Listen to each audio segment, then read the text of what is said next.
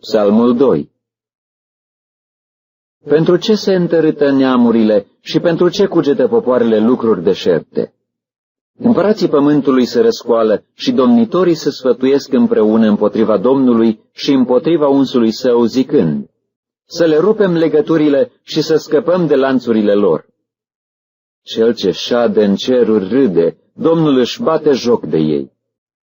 Apoi, în mânia lui le vorbește și îngrozește cu urgia sa, zicând: totuși, eu am uns pe împăratul meu, pe Sion, muntele meu cel sfânt.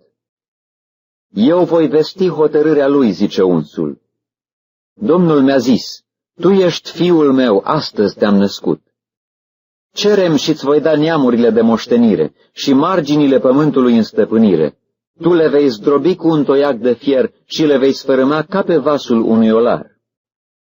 Acum, dar, împărați, purtați-vă cu înțelepciune. Luați învățătură, judecătorii pământului, slujiți Domnului cu frică și bucurați-vă tremurând.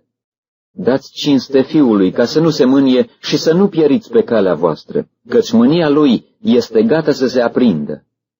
Ferice de toți cât se încred în el.